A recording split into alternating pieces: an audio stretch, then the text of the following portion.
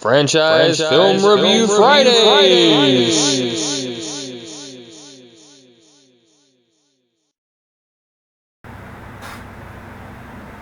What's up, everybody? Welcome to this week's episode of Franchise Film Review Friday. Today we're going to be reviewing the Return of the Living Dead film franchise. Today with me I have my buddy Brandon. How y'all doing?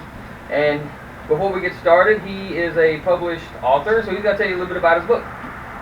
Hi everybody, I'm Brandon. I've known James for many years. We used to be work associates, and he's given me the opportunity to present my published work. The Knights of Juzani, The Emerald of the Black Cave. It's a fantasy adventure story suited for young children to young adults, roughly that 8 to 15-year-old range. Unlike the movie we're going to be talking about. Unlike the movie that we're about to, or movies that we're going to be getting into. So it's right at 100 pages. As you can see, it's not a long read. It's pretty short. Well suited for young children. To be able to breeze through real quick. And on a note, it is the first of a trilogy, and I've been doing my own promotion as best as I can, as well as my publisher. So if you're interested in it, it's available at Amazon.com, Barnes & Noble, upon which it has gotten a professional 5-star review, nice, which you can read on BarnesandNoble.com. It's also available at Books A Million or DorrancePublishing.com as well. So once again, it's The Knights of Juzani, The Emerald of the Black Cave. And thanks, James. No problem. And as I keep doing more of these videos, he's actually going to appear with me in a few more. So you'll have updates on with the upcoming books and things like that. But if you're ready, let's go and get started. We'll go ahead and get into Return of the Living Dead Part 1. Oh yeah. Yeah. So what was your opinion on this one? Return of the Living Dead was it was kind of quirky in a way, but to me it kind of still held maybe a little bit of the tone from the Night of the Living Dead. Yeah. Kind of transitioning from Night of the Living Dead to Return of the Living Dead. It had a little bit of that sort of. I mean, this is like a 15, 16-year jump from Night of the Living Dead, which was actually released in 1969. Yeah. So we're jumping from the very late 60s to the mid 80s, and which is a pretty good jump. Yeah. And I actually like Return of the Living Dead pretty good myself. I've always liked it. Yeah. See, the thing about it is what a lot of people don't know is that, if I remember correctly, George A. Romero and another guy was working on Night of the Living Dead, and then they split, and so Romero went on with Night of the Living Dead, Day of the Dead, and all those movies. And then Return of the Living Dead actually became its own franchise. Yeah, it actually went off, became its own franchise. You're right. Yeah. So it's sort of a sequel, but not quite. Right. Yeah, it's a sequel and kind of a start of something kind of new that they're doing with it. Yeah. So I think one of the things I preferred about the Return of the Living Dead franchise as opposed to Night of the Living Dead is that in Return of the Living Dead, the zombies, they were a bit more intellectual. They seemed to have more intelligence. Yeah, they were more intellectual. They actually, even though they were transformed, they actually still maintained some cognitive abilities other than just the gambling zombies. Yeah, so that was that's a definite characteristic of the Return of the Living Dead series. So now, I can't say Return of the Living Dead was my favorite. It actually comes in as my second favorite, but I liked it. I mean, it was a great movie. Yeah. To me, it was a new take on the whole zombie genre thing. Yeah. Because in Return of the Living Dead, destroying the brain don't kill them. Like I said, they seem to have more intelligence, and they're not just flesh eaters. They're specifically targeting brains. That's one thing about the as opposed to the modern day zombie craze, which is zombies just eat any and all parts of the body. The Return of the Living Dead was, the specific thing that the zombies targeted was brains, and that's the only thing they really focused on. They would bite you any way they could if they could, but their main focus was to get to the brain part. And I like the fact that they explained why. Yeah. To prevent them from feeling the pain of being dead, the rotting. So yeah, Return of the Living Dead, first one, always good. What'd you think of part 2? I thought part 2 was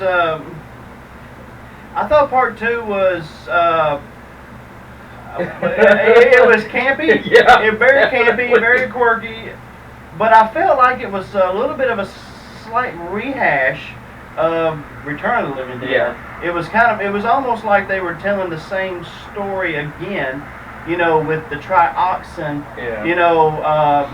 Like in Return of the Living Dead, the two guys who reprised their role.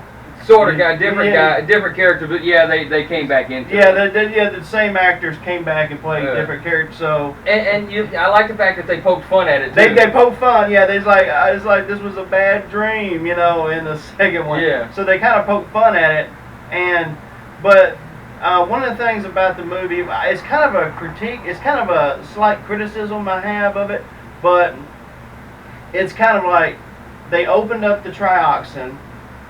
Not in the first one, the two guys, they open up the trioxin, and they get hit in the face, and then the trioxin stuff goes up into the atmosphere, and rain comes down, and mixing with all that gets into the graveyards, and that's what starts reanimating all the zombies in Return of the Living Dead. In the second one, Return of the Living Dead Part 2, one of the kids, first of all, the trioxin is a military-grade reanimation toxin that they use to bring back, it's for military purposes. So, in the second one, you got the military transporting stuff, and the trioxin stuff falls off. It's discovered by these kids, and one of the kids gets real curious, opens it up, and gets hit in the face, and then it's spreading through the graveyard, and it goes into contact with the two actors that reprise their roles with different characters, and it starts reanimating. Once again, it rains. That was my question. What is it about this stuff that makes it rain? Yeah, does the stuff actually trigger an atmospheric reaction? That's never really explained. So that's kind of a small critique I have, because it's like, it's like lightning in a bottle twice, in a way. So, part 2, I'm a big fan of the 1980s, so I could kind of forgive some of the campiness, because I love there's something about I was born in the 80s, so it's something about the 80s that I love, the quirkiness, you can always tell, that stuff, which, it's just, the 80s were big on the 80s to me were like the holy grail of B horror movies. Yeah, that's exactly right. No matter how good, sometimes the worse they were, or what would seem sometimes the worse they were, it seemed like the better they were. Yeah. In that kind of bad movie kind of way. So yeah, like you said. That's not always the case, because I did recently watch a movie called Demons, and I did a review for it. A retro review for it on the video for I Saw the Light.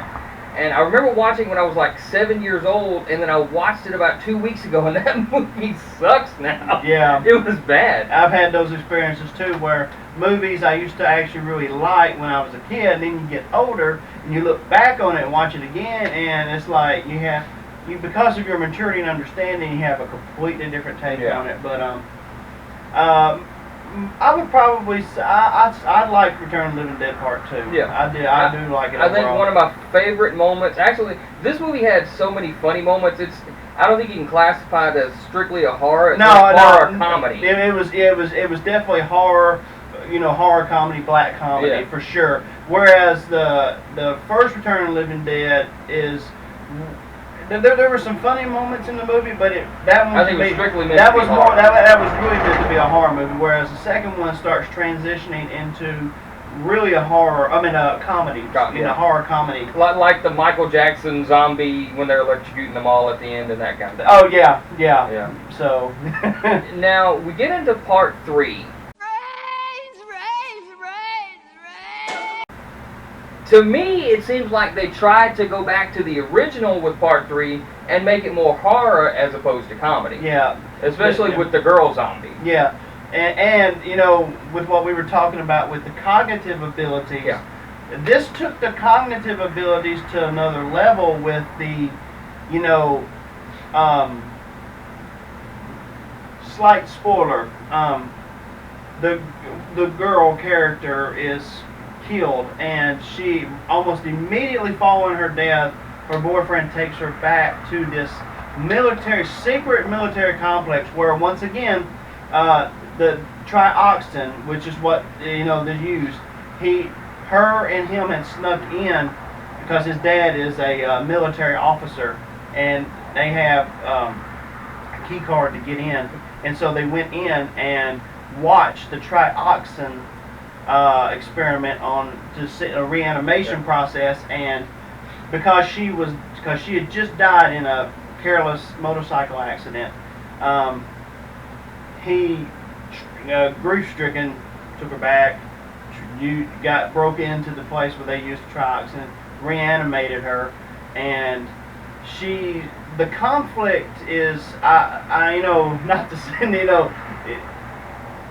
even though it's kind of a B movie, it really strikes a chord with the conflict within her, technically being dead, but her flesh body is reanimated, and she's like struggling with this,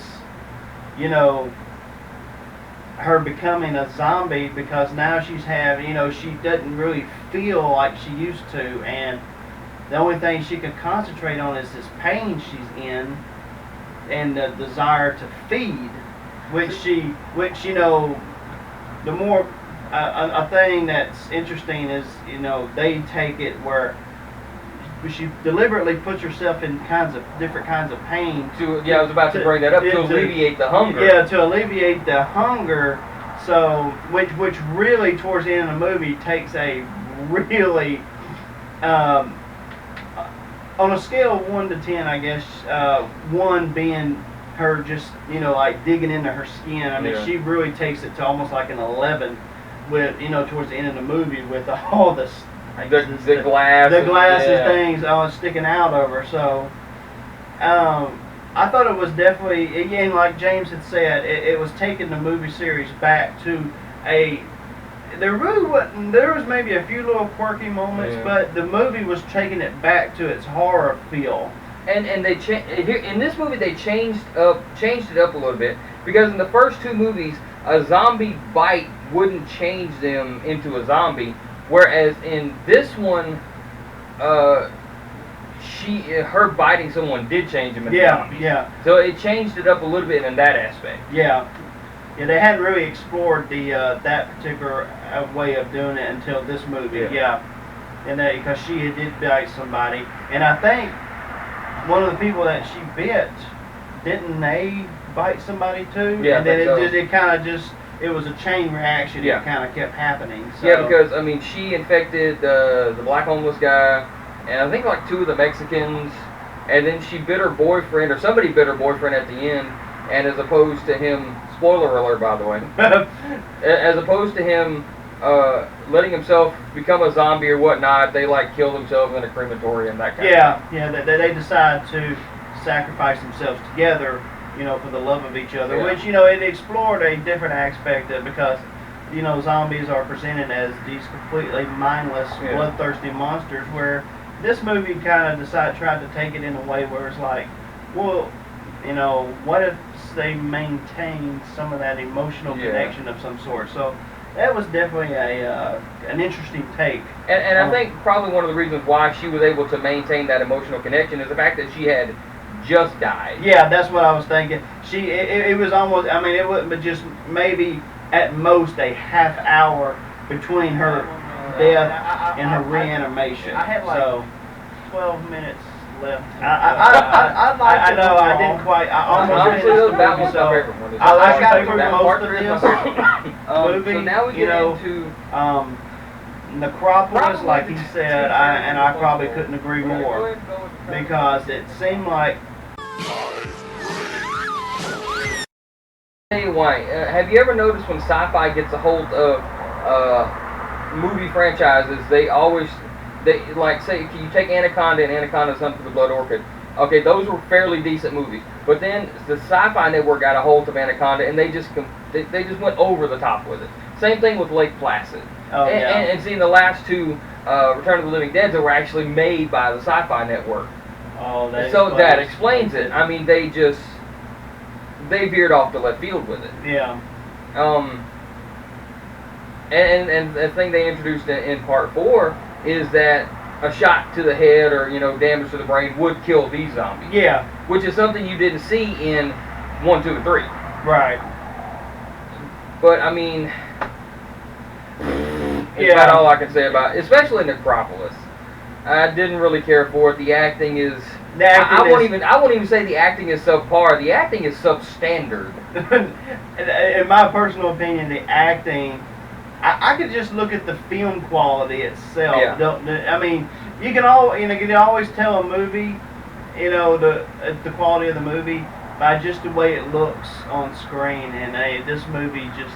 It was, you could tell the budget looks subpar, But you want to know the odd thing? I was actually looking this up before you came over. Between the filmography on 3 and Necropolis, which one would you think had the higher budget? That's interesting. I don't know.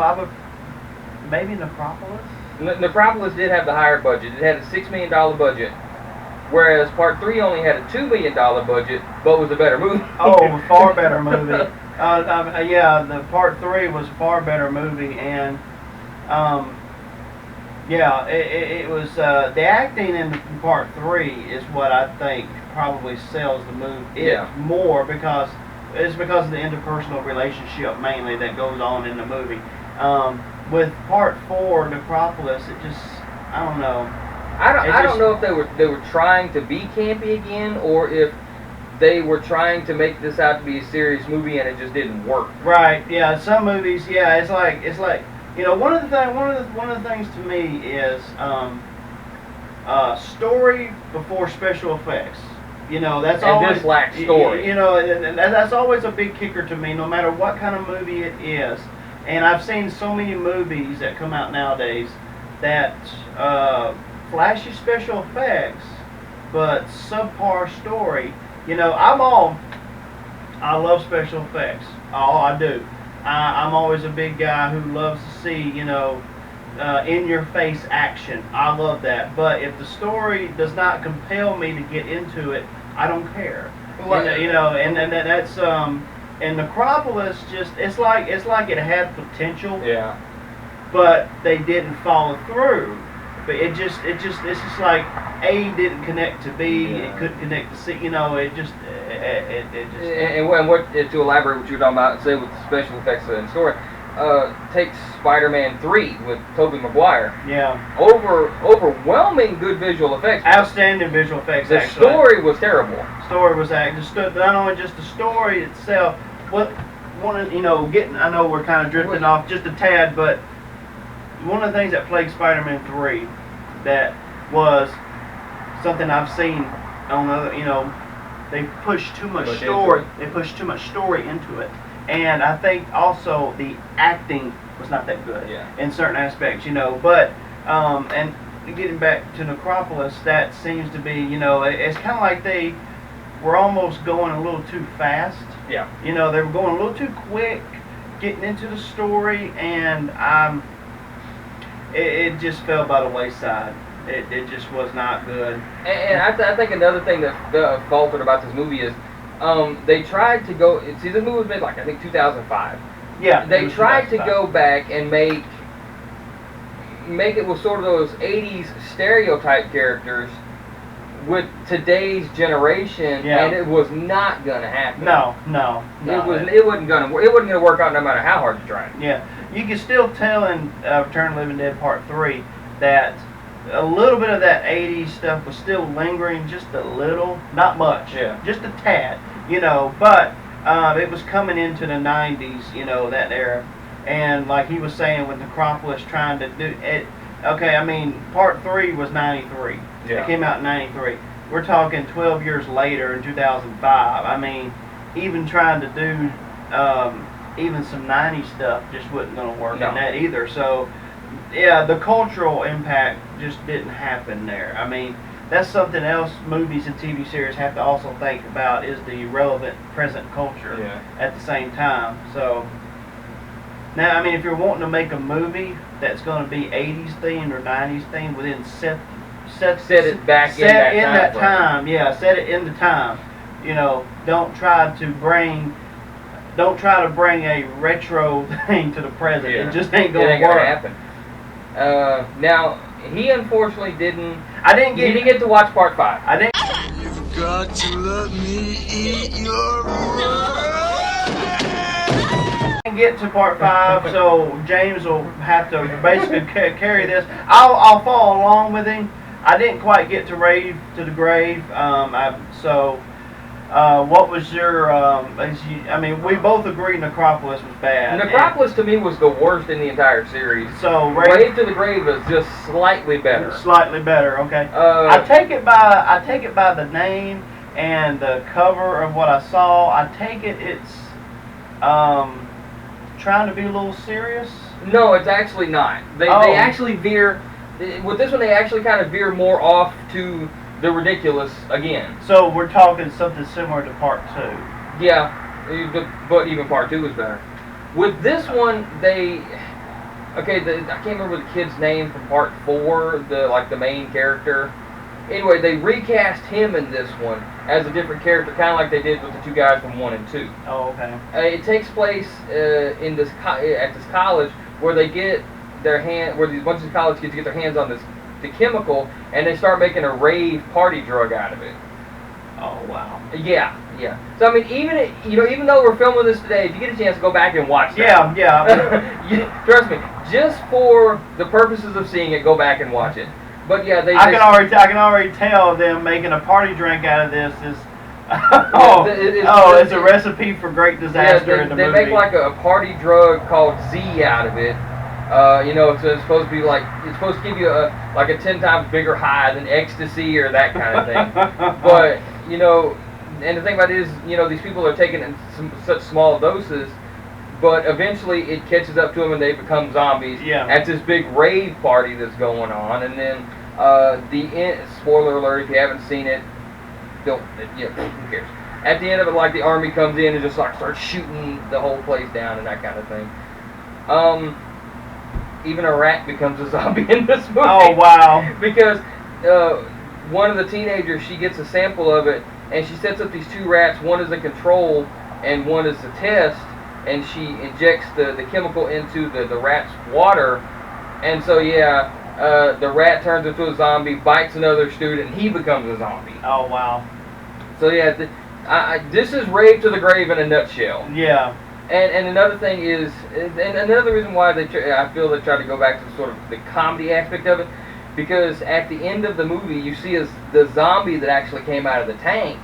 He's standing by the side of the road holding a sign that says "Rave or Bust," trying to hitchhike a ride to the rave.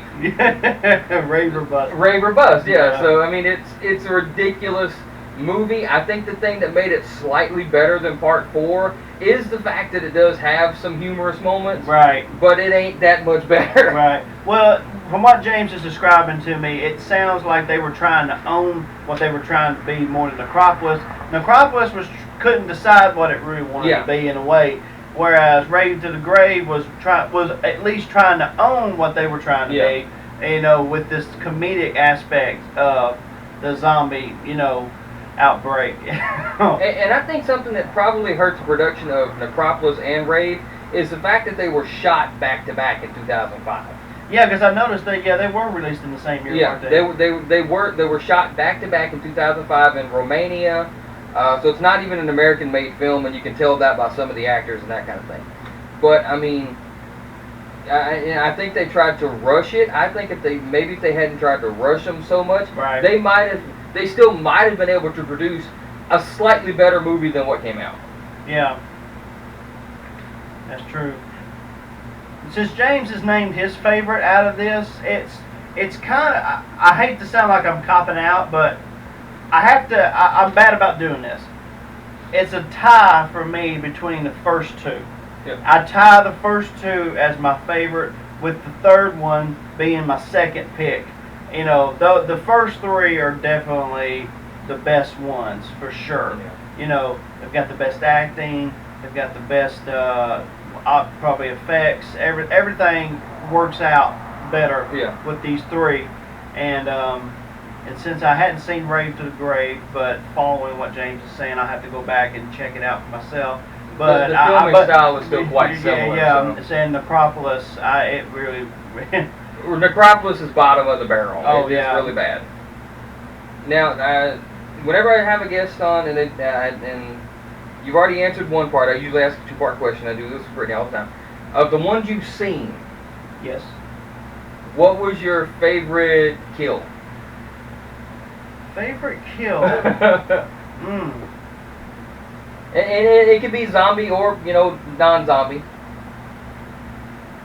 I'm trying. Oh wow, this is I think it'd be kind of hard in this one because there's not a lot of creativity going on with it. They're just biting people's heads off. Yeah, they're biting people's heads There's off. not a lot of creativity in these kills. Well, I don't know if I could say favorite kill necessarily, but definitely a favorite moment. Okay. From the first Return of the Living Dead. I don't know if I think I know where he's going with this. he might. It's something me and another work buddy always messed up, and that was when a zombie went over to the ambulance and said, "Send more paramedics."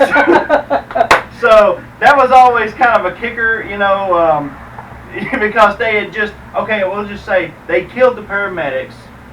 A zombie horde in this first Return of the Living Dead. They killed the paramedics. They were eating them, and one of them goes over because they're trying to contact the paramedics on the radio, and he picks it up and says that. So that would be probably my favorite. Yeah.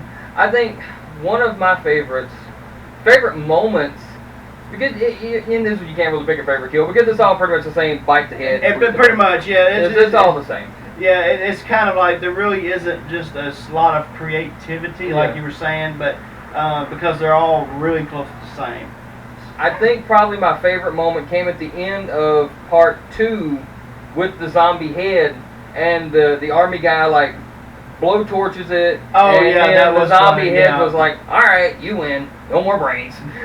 Yeah, that was kind of funny. Yeah, I admit that was kind of a funny part. I like that. But yeah, I think number 2 of all, if you're looking for like a horror comedy, definitely go with number 2 because that for me was like the funniest one. Yeah. It was a good, strong horror comedy, of that, having a little bit of a horror element to it, but having a lot of comedy mixed into it.